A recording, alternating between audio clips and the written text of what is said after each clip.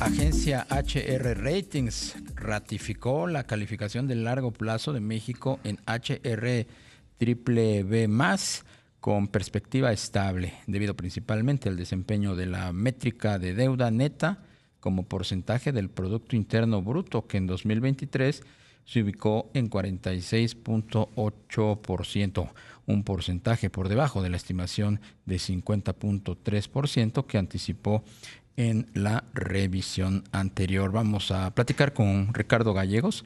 Él es director adjunto de análisis económico de HR Ratings. Ricardo, ¿cómo estás? Buenas tardes. ¿Qué tal, Darío, Rogelio? ¿Cómo están? Muy buenas tardes a ustedes y a su auditorio. Gracias por tomarnos la llamada. Al margen o independientemente de esta pues calificación, o más bien de este argumento para mantener o ratificar la calificación debido al desempeño de la métrica de deuda neta como porcentaje del PIB, ¿qué otros aspectos intervinieron o se consideraron para ratificarla? Claro que sí, Darío. Pues mira, efectivamente, el fenómeno de la evaluación de una calidad crediticia comprende muchos factores importantes. Uno, sin duda, es cómo va la trayectoria del endeudamiento en el caso del soberano, en el caso de México. Pero efectivamente, algo en lo que nos estamos fijando mucho para hacer la acción de ratificación este año para México es sí su nivel de deuda, que se conservó en un nivel relativamente estable, pero también otros factores como el crecimiento económico. El crecimiento económico en México, pues durante los últimos 3 años ha sido un crecimiento bastante positivo, bastante resiliente, algunos por factores internos, pero también por factores externos, como fue el comportamiento de la economía americana, que ayudó mucho en estos últimos dos periodos. Algo que estamos considerando dentro de la calificación para México es los valores estructurales que tiene la economía, es decir, su crecimiento, cómo estamos viendo la trayectoria del endeudamiento, la volatilidad en el tipo de cambio, que en algunas métricas inclusive ayudó esta apreciación que ha tenido el peso en México, la trayectoria de la inflación, que vemos una trayectoria de la inflación ya prácticamente descendente, aún con algunas resistencias, y sobre todo, y algo muy importante en una calidad crediticia de un soberano, son las expectativas.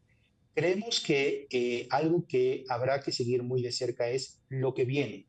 Si hacemos un corte de caja hacia 2023 y lo que esperamos hacia 2024, pues vemos un 2024 en el que definitivamente vemos un gasto muy superior a lo que veníamos viendo en los últimos años.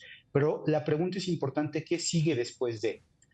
Mucho se ha platicado y algo que platicamos en el reporte es si este déficit que vamos a ver en 2024 fácilmente o no se va a poder reducir y contener en 2025. Esa es la gran pregunta que se tendrá que contestar por las próximas autoridades en México. ¿Cómo este déficit de casi 6% de PIB que vamos a ver en 2024 se puede reducir a una estimación que nosotros estamos pensando que quede como alrededor de 4.15%? Es esa reducción de los proyectos estratégicos que ya no se van a, evidentemente, a realizar y culminar en 2025. ¿Qué tanto margen va a quedar? Otra de las grandes interrogantes que estamos planteando y evaluando dentro de la calificación es qué pasará por el lado de los ingresos. Evidentemente, por el lado del gasto, estimamos que las autoridades harán un gran esfuerzo por reducir este déficit y, por lo tanto, una trayectoria en la deuda. Sin embargo, creo que uno de los temas importantes será cómo fondear la siguiente administración. Creo que un aspecto importante para HR Rating será revisar cuál será el presupuesto en 2025, es decir, cuál será la expectativa para el próximo año de este déficit y de esta trayectoria en el tema de la deuda. Otro factor importante que habrá que considerar que todo el mundo estamos pendientes de cuáles serán las próximas decisiones es el caso de Pemex. En nuestras estimaciones actuales estamos asumiendo que el gobierno federal sigue haciendo las aportaciones y el apoyo que tiene a esta empresa por su importancia estratégica, pero lo importante será ver cuál será el plan de negocio con la siguiente administración y cuál será la estructura de apoyos si es que se modifica a lo que hemos estado viendo en los últimos periodos. Entonces te diría que sí estamos viendo a un soberano con sólidos valores de crecimiento, con temas de métricas macroeconómicas importantes, estables, con margen todavía. Sin embargo, creo que el punto más importante a revisar en los próximos periodos será el cómo la siguiente administración enfrentará pues este tipo de temas, ¿no? Sí, por supuesto, Ricardo. A partir de lo que nos comentas, estos valores que presenta, esta fortaleza que presentan algunos indicadores de la economía mexicana, ¿quiere decir entonces que todavía tenemos espacio para seguir endeudándonos?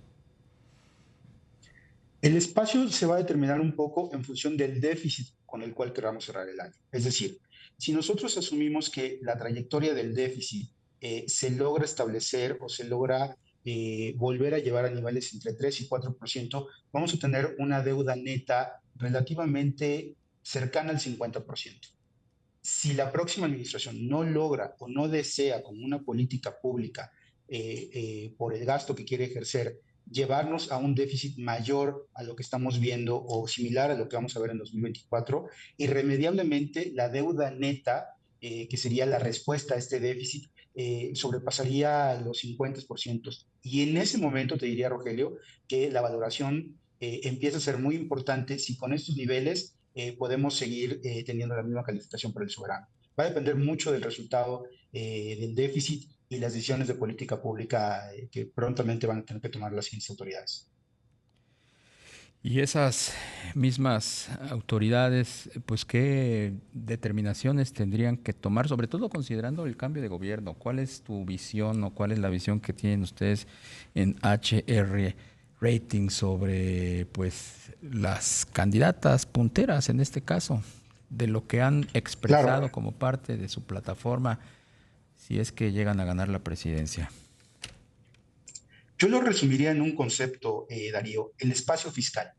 El espacio fiscal que tiene hoy México se ha reducido en los últimos años precisamente porque hemos tenido una política de gasto social particularmente que ha endurecido un poco y ha reducido este espacio fiscal. Es decir, por cada peso gastado hemos decidido que vamos a dedicar ya de manera inexorable a cierto tipo de gasto, ya sea de educación, salud y sobre todo de política social como son las pensiones o los programas del bienestar que se han instrumentado. Entonces, la gran disyuntiva que vemos para quien sea quien gane es cómo van a fondear lo que están proponiendo. Estamos viendo que están proponiendo más gasto, más pensiones, más apoyos de tipo universal, lo cual tiene una connotación importante en términos de gasto, y esto va a reducir cada vez más el espacio fiscal. Entonces, la disyuntiva que nosotros vemos en HR Ratings es por el lado del ingreso y por el lado del gasto.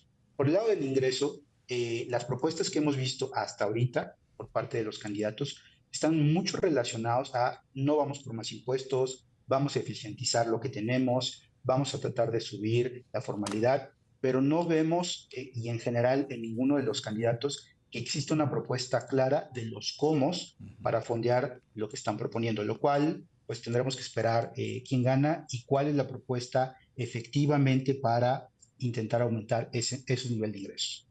Por el lado del gasto, por el lado del gasto te diría que los proyectos que se realizaron en esta administración, dejando de lado si los catalogamos como buenos, malos, rentables, no rentables socialmente, el efecto que pudiera tener en largo plazo, pues definitivamente nos trajo en una economía pues expansionista. Por lo tanto, la siguiente administración va a tener que enfrentar un gasto gubernamental ya acelerado. Evidentemente, creemos que pueden reducir ciertos rubros de gastos de inversión que pensamos que durante el primero o segundo año no estaremos viendo proyectos tan importantes o que utilicen tantos recursos como los que vimos en esta administración, pero definitivamente tenemos que analizar cómo ajustar ese déficit. Tienen que ser decisiones relativamente muy rápidas, porque no podríamos mantener, en caso de ser así, Sí. este nivel de déficit y no tener una trayectoria de deuda que suba. Bien. Entonces, son decisiones que tendremos que esperar, pero lo vemos por el lado del ingreso, por el lado Sí. del gasto. Creemos que una reforma fiscal tendría que estarse revisando rápidamente por las siguientes administraciones, por Bien. ejemplo. Pues Ricardo Gallegos, director adjunto de análisis económico de HR Ratings, muchísimas gracias por tomarnos la llamada. Darío, Rogelio, como siempre, muchas gracias por el espacio. Que tengas buena tarde.